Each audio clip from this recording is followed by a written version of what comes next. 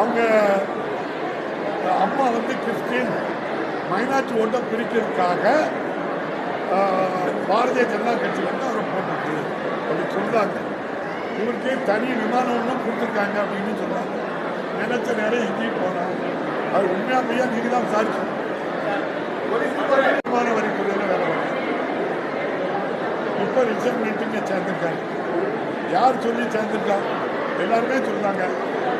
மாண்புமிகு உள்துறை அமைச்சர் அமித்ஷா தான் ஏன் அங்கே போய் சேருன்னு சொன்னாங்க. எனக்கு தெரியும். வருமான வரித்துறை எங்கள் வீட்டில் வந்து ரைடுக்கு வந்து அதில் என்ன குற்றம் சொன்னாங்க அல்லது புஷி ஆனந்தம் வச்சு சரி பண்ணாங்களா? புஷி ஆனந்தம் அவர் வந்து அப்போ நம்ம பாண்டிச்சேரியில் விஜய் ரசிகர் மன்ற தலைவராக இருந்தார். ஐயா அமித்ஷா கூட அவர் தொடர்பில் உள்ள ஆள் இப்போதான் தொடர்பில் இருக்கார். அவர் தான் வந்து சரி பண்ணாங்க. நாங்கள் வருமான வரித்துறை அவர் வீட்டுக்கு சோதனை போனது சரியா தப்பா? யார் அழுத்தத்தில் போனீங்க? அங்கே குற்றம் நடக்கல, யாருக்குமே தெரியாத. இப்போ வருமான வரித்துறை அதிகாரி அங்கே வந்து பொறுப்பு வந்தார். அந்த வருமான வரித்துறை சோதனையை சரி பண்ண புஷி ஆனது அவங்க ஒரு கோச்சை.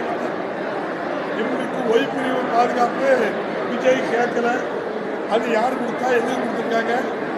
எல்லாமே சொல்றது தான் சொல்றேன். நீங்கள் பத்திரிகை தான் மத்திய அரசு ஒன்றிய அரசு பாரதிய ஜனதா கட்சி சொல்லி தான் கட்சி ஆரம்பிச்சு